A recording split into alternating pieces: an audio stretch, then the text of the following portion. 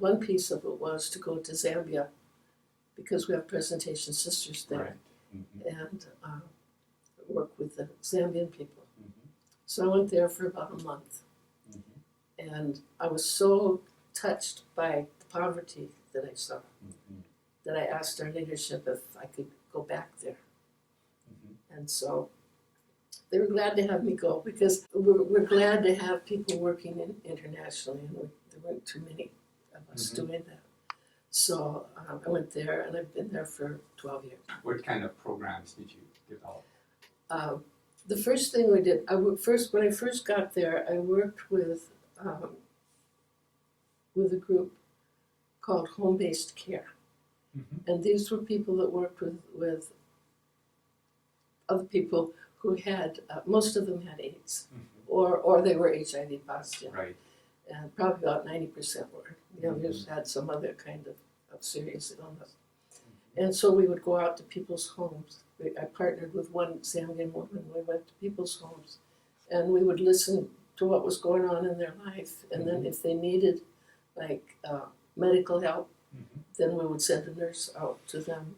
If they needed psychological help, we'd send Mm-hmm. somebody else. Mm-hmm. So there were different kinds of assistance that we could provide them. Mm-hmm.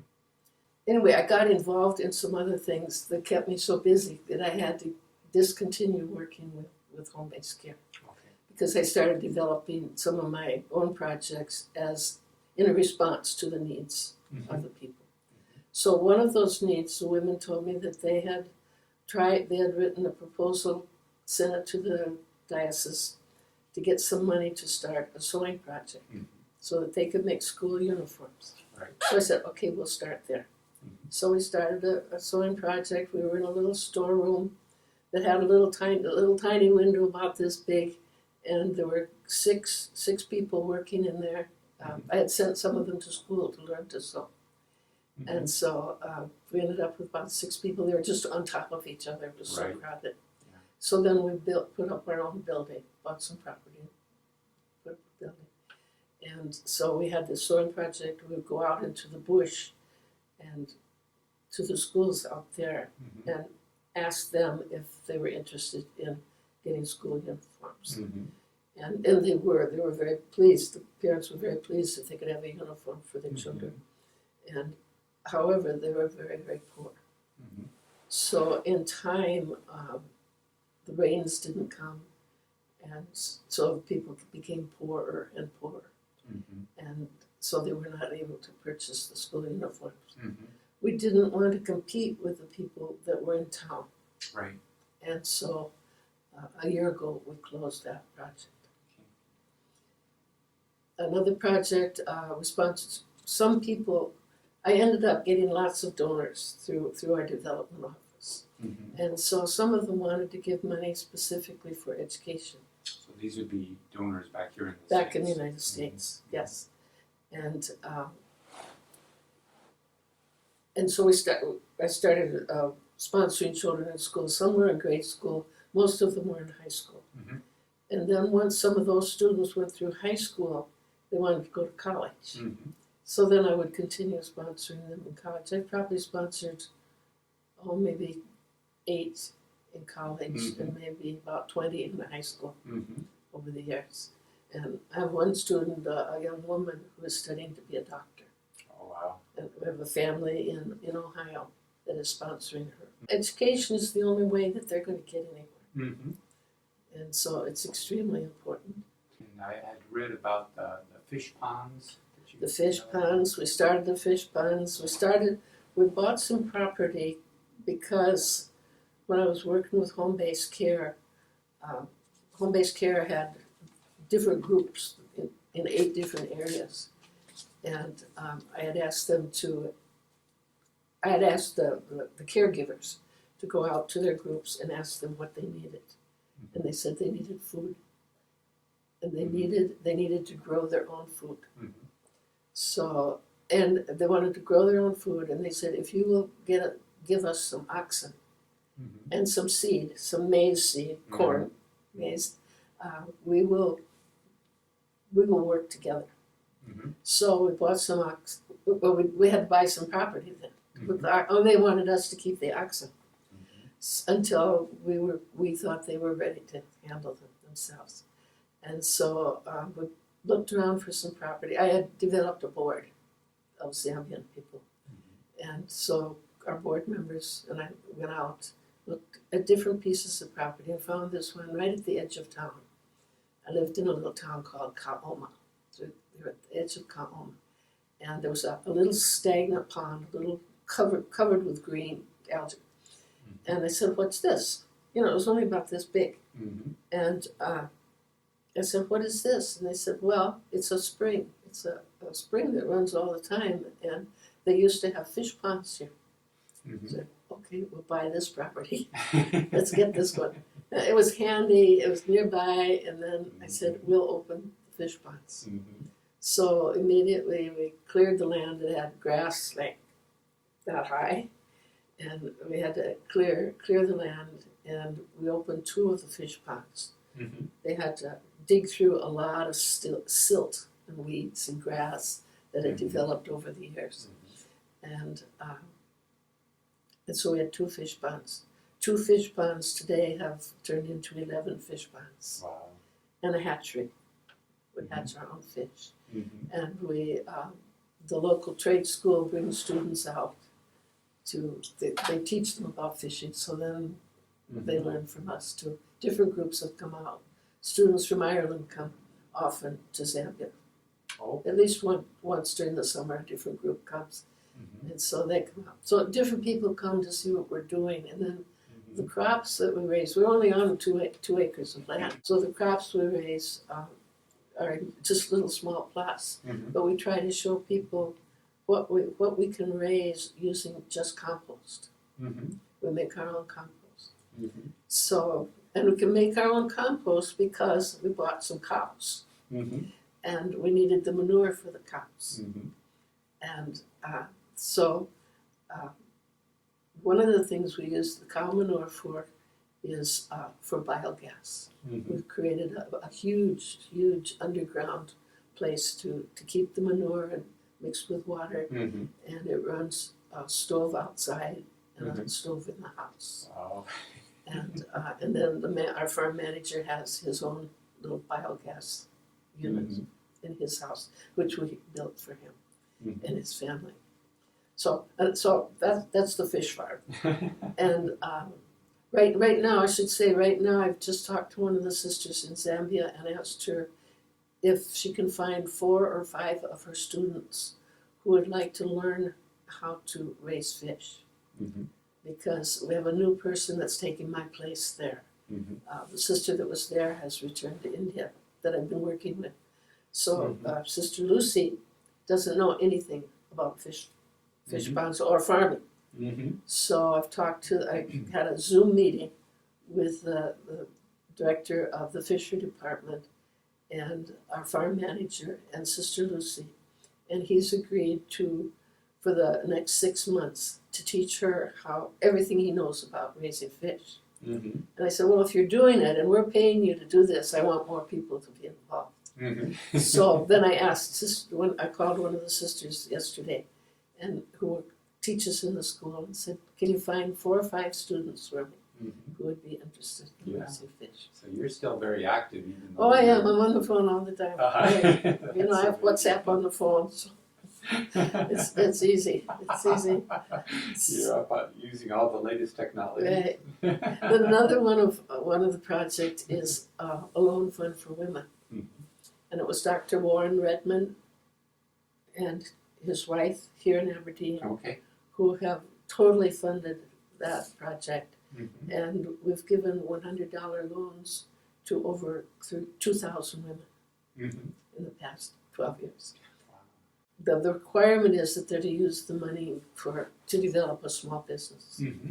And for them, a small business is maybe six tomatoes and a few onions and a few carrots. And that's small business. So it's not like our small business in the United States. Sure. But they have to participate in a workshop. We teach a workshop on business skills. Teach them what profit is all about. And just because they earn some money, it doesn't mean it's all profit. So anyway, they have learned that, and some of them have raised enough money to set up their own little store, a building, and purchase more things to sell. One woman has developed earned enough money that she has built 2 little houses that she rents out to people. Some of them say, well, now I could feed my family. Got enough money to feed my family. I can send my children to school. And almost every family in Zambia, especially in Kaluma where I am, have orphans living with them. Their parents have died of AIDS. Yeah. And so they have even a greater need to feed more and more people and educate more. So the loan fund has helped them. Yeah. Well, it's just amazing that you've been able to start all these programs, because I imagine you didn't have a background in developing fish farms. I know nothing about farming. I knew nothing about farming. I knew nothing about fish. So how do you go about doing something like that? I mean, how does it get started? You talk with Well, I people, had some help. On my board, I had someone who was a retired agricultural agent. So each of my board members had some specific skill. And so he pretty much helped us lay out what we wanted to grow. And we hired people that knew farming. And then when Sister Inez came, I was there probably 4 or 5 years before she came and joined me. She's a presentation sister from India. She had a wonderful background. She'd been in Zambia all her life practically, and all her religious life. And she was about 60 years old. So she had a wonderful experience in farming. She was able to carry on and has done everything on the farm. Now, she was behind the building of the hatchery. She did all of that. Of course, it's the fishery people that taught us what to do. Sure.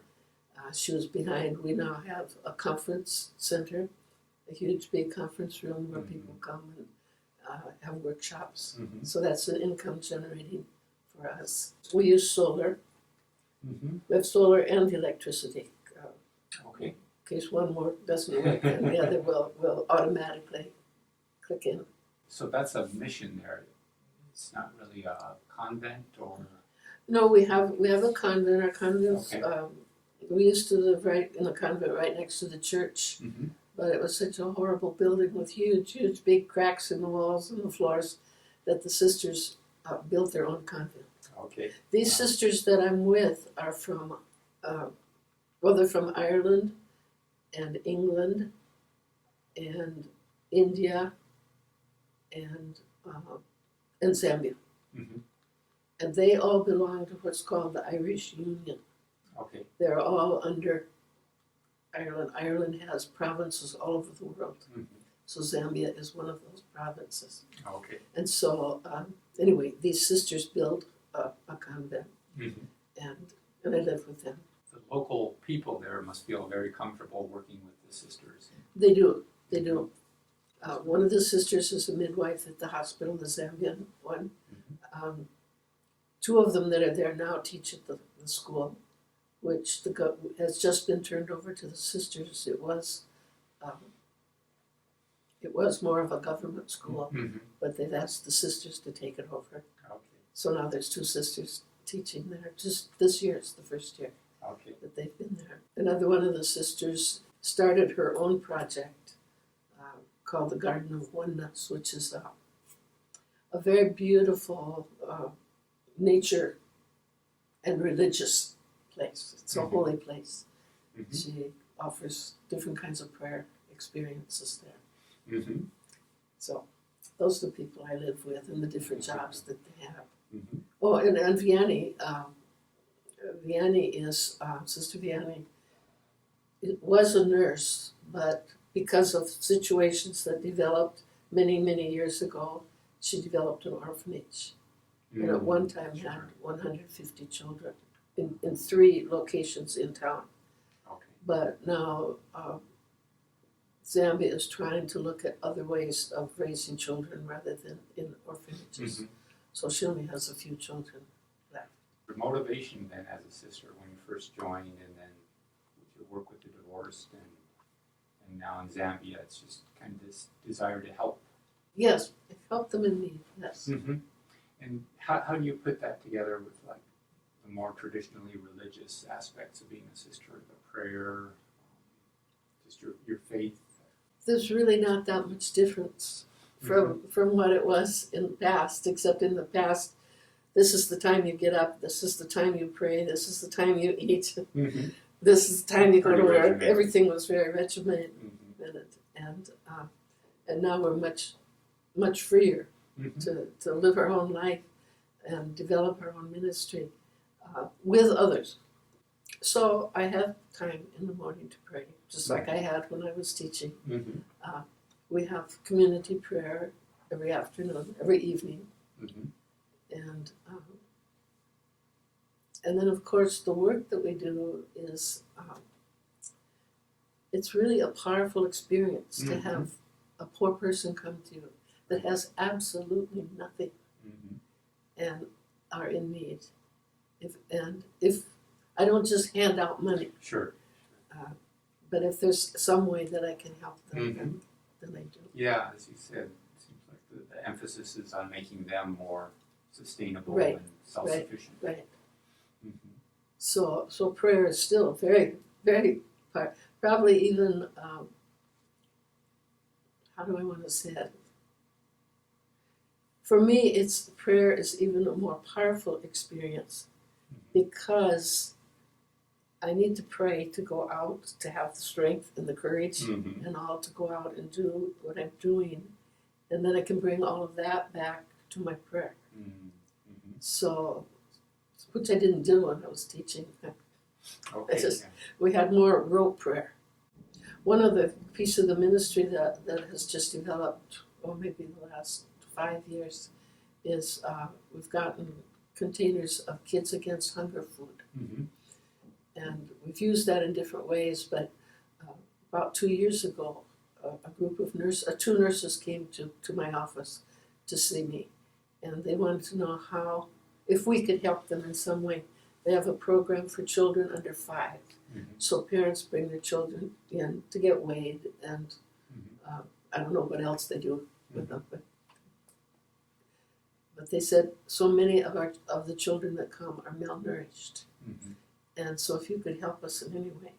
So that's how we've been using some of the Kids Against Hunger food in the last couple of years, Mm-hmm. and I'm grateful to them that they brought that request to us because we know that it's really helping people that really Right. need it. Yeah, And they weigh the children. They teach the women how to cook the Kids Against Hunger food. Mm-hmm. You know, it's rice and soy and Mm-hmm. chicken flavor and dried vegetables, and then you just cook it like rice. But Mm-hmm. and they know how to cook rice. Mm-hmm. So anyway, so when the children then get to the weight that they're supposed to be, then they just continue. But and the nurses send us a report every month. The last report I received from them, they were helping 150 children. Wow, that's amazing. So And part of that is that they learn how to cook for themselves. they cook the food. Then they come back every week then to get the food that they need for the week, because it's not going to help the children unless they have the same thing consistently.